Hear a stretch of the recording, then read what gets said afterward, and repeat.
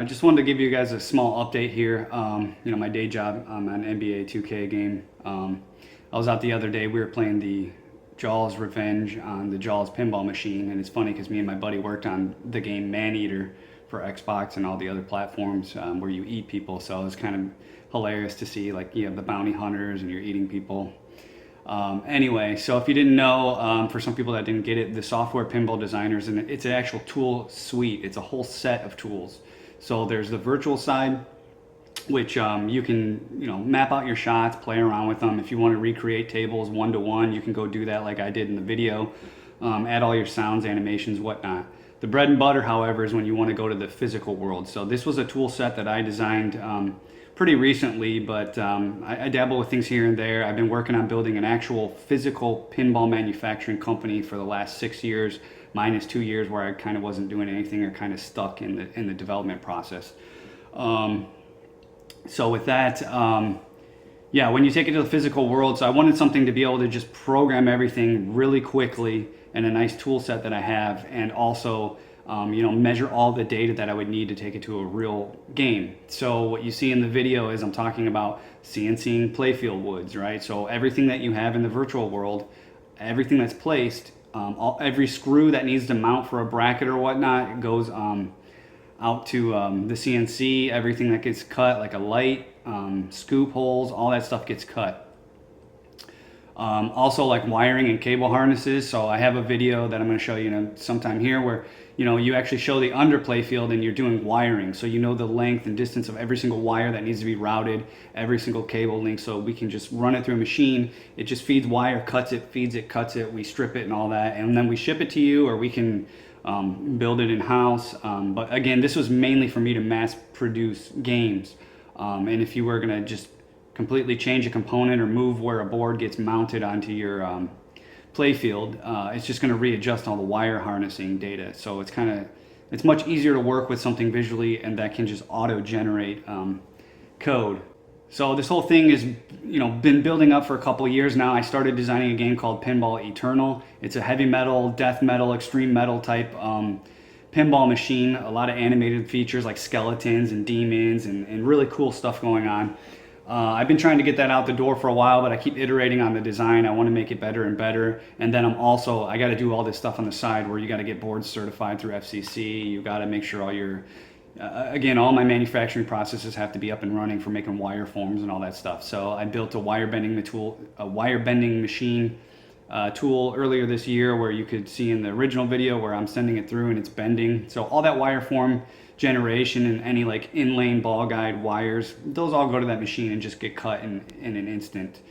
Again, the cabling is another feature of it. The CNC is another feature of it. So all these things combined together where I can personally build, design, program, and start working on a game that could be sold in probably 2 weeks. So there's some other features that I just added recently, like dot matrix filter that automatically takes video and converts it to like a dot matrix style looking filter. This is a cool thing that I think people would use for like 8-bit modes. I know there's a couple games that have 8-bit modes, so you could just say this is an 8-bit mode, and then all of a sudden everything that gets rendered, every video clip, every UI element on the LCD turns into red dots basically. So you can turn it on and off at will. To get the software out, I've had to do some things that people don't get behind the scenes. So like I'm working on, I actually finished getting it rendering in a virtual, a vertical rendering monitor. So that's just different things with aspect ratios and getting the Pinball Design software to run on that, getting multiple monitors to be able to render so that you have the LCD rendering on one screen and then the main playfield rendering somewhere else. I bought a big monitor that I'm going to take to Free Play Florida. We're going to have Pinball Designer set up there. We're going to let people and kids just play around, do whatever they want, add flippers here and there, add sound effects, add modes, and I'll be there probably all 3 days just talking to people again and meeting them like I always do. So yeah, it's just getting the software ready. I got to get it uploaded somewhere where I can sell it digitally and you get a unique code. I updated the website. I'm going to pull that up now so you can kind of get an idea of how this works with the cost of the software and everything. So let me just pull up my page here. So if you click on Pinball Designer, you can go there on my website and start reading how it works. If you scroll down to the bottom, you'll see pricing. So the main piece of software is going to be $49.99. It's just basically like a video game maker software, right? So you can drag and drop, you can recreate all these tables, you get it for a lifetime, you can do whatever you want. Everything after that is an upcharge for like the physical world. So if you want the G-code data, so if you just want, you know, you're somebody in another state, you designed a table, you want all the CNC data, and you're going to either cut it yourself or go to another shop, you get that G-code file. That will work on any CNC machine that can cut wood. So that's a $100 upcharge just to get that. If you want me to cut a playfield and ship it out to you, it's going to be $250. You don't have to pay for the G-code, but if you still want it, I'll give it to you. But yeah, for $250, you get the playfield out. I have some other print options too. So I don't do direct to wood print. I've always been the plastic coat over everything. One, I don't want to destroy my lungs with clear coating, and again, everything's built in-house and proprietary kind of, you know, internal manufacturing. So if I go to another pinball playfield manufacturer and they're going to charge me like $500 a playfield, then I can't make affordable pinball machines, right? So my method is I get a poster print. It's got a nice color gamut. I think it's got a little bit higher DPI than what you'll see out there. I'll click there and show you for comparison. You can see on this top one, there's a lot of grainy kind of dimpling. And here, you still do see it here, but when you see them eye to eye, and even here, you can see it's just a little bit more grainy in the other company's version. So, and then also on the right here, again, I have the option where you can place whatever components you want, mine or other brands. But the upside to getting a playfield done the way that I do it is you can get an insert done any way you want. So this is a Pinball Eternal light where it's kind of like a heavy metal demon style arrow. It's just any type of shape that you want cut out of the playfield can be cut and made into an insert light. So it doesn't get stamped in. It's a unique method that I have to be able to do that. From there, again, you can kind of pick and choose anything that you want or don't want. So I have my own circuit boards. They're $200 roughly. You're going to get all the light boards. You're going to get the main MOSFET boards, the CPU. Depending on if your game has more coils or not, or a ton more lights, that price could go up to $250. So it's going to be a baseline $200, and then it might go up depending. But you'd have to have a really feature-heavy game, I think, to go up to $250, because Pinball Eternal right now has about 50 coils, and I don't know many games that have 50 coils. Wire cabling, again, as you draw these components on the underside of the playfield, it measures all the data for cutting the wires. So it knows when you've hooked a wire up from a MOSFET driver up to a coil. So it knows that that needs to be a thicker wire and a different wire gauge. So all that gets exported, and I can run it through a machine and cut it. So every cable line that you make in the software gets named. And then we go ahead and cut it. And if there's a plug with 4 wires connected, we band those together and ship them out to you and say, this is connection coil driver connection 1, coil driver connection 2, light board 1, whatever. So you get all that data sent to you and bundled nicely, and then you can go ahead and crimp the wires and make the connections. It's probably going to be another like $120 if you want all of those crimped and connected with end terminals, so that you can literally just get wires and everything and just screw in your hardware boards and plug them in.